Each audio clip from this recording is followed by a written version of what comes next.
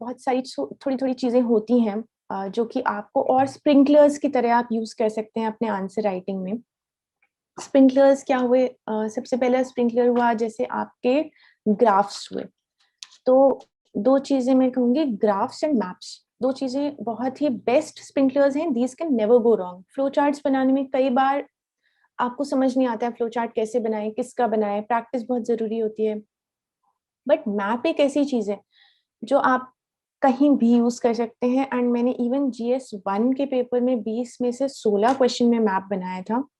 और और मुझे कुछ नहीं आता था, बहुत कम चीजें आती थी उस पेपर में, बट आई थिंक मैप बनाने के कारण ही मुझे मार्क्स मिले हैं।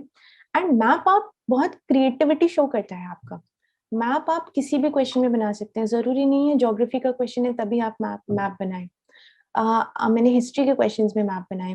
फॉर एग्जाम्पल अगर 1857 रिवोल्ट का क्वेश्चन आया है, आप मैप बना के दिखा दो, ये स्टार्टिंग पॉइंट है मेरठ, यहाँ से स्टार्ट हुआ। कितना डिफिकल्ट है मेरठ पॉइंट करना मैप पे? It is a very easy thing. आप 5 सेकंड में मैप बनाने की प्रैक्टिस करें एंड आप वहां पे मार्क करिए। आप और भी जगहों पे मैप बना सकते हैं। फॉर एग्जाम्पल अगर किंगडम्स ऑफ साउथ इंडिया पूछा गया है, तो आप just because it is a history answer, it does not mean कि आप मैप नहीं बना सकते हैं। आप साउथ इंडिया बनाइए, पेनिनसुला, और तीनों किंगडम्स मार्क कर दीजिए साउथ इंडिया के। मतलब एक ट्राइंगल बनाना है बस, अगर आप पूरा मैप नहीं बना सकते तो this is something that is very easy and can be implemented in any answer. Renewable energy पे क्वेश्चन आया था, तो उसमें आप शो कर दीजिए, आप वर्ल्ड मैप प्रैक्टिस कर लीजिए, आप मैप ऑफ इंडिया प्रैक्टिस कर लीजिए। अगर नहीं बनता है तो आप बताइए मुझे, I will tell you how to draw map very quickly.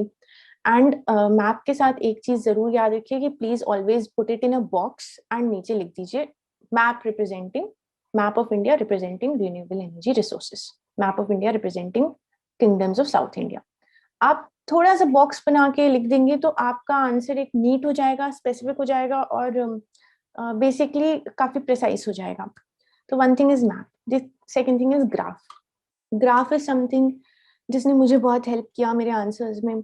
And second thing is कि आप ग्राफ मैप ये सब बनाएंगे ना, तो आपका पूरा पेज, दोनों पेज या तीनों पेज भर जाएंगे, आपकी स्पेस नहीं छूटेगी। एंड दैट मुझे लगता है कि पेजेस भरे हुए ज्यादा ठीक लगते हैं, ज्यादा ठीक दिखते हैं। जरूरी नहीं आपका वर्ड काउंट बहुत ज्यादा हो, बट एटलीस्ट आपने मैप बनाया हो, आपने ग्राफ बनाया हो, तो वो दे वर्क एज फिलर्स। तो ग्राफ में भी आप कैसे ग्राफ बना सकते हैं? For example association of democratic reforms, ADR का एक रिपोर्ट आया था that 43% of MPs, Lok Sabha MPs have criminal charges against them. तो आप एक पाई चार्ट बनाइए एंड आप उसमें 43% लिख दीजिए। तो मतलब इतना ब्यूटीफुल हो जाएगा फिर आंसर आपका। जैसे मैंने स्टार्टिंग में कहा था कि पार्लियामेंट्री कमिटीज का अराउंड 60% से 26% फॉल किया है, जो बिल्स भेजे जा रहे हैं पार्लियामेंट्री कमिटीज के।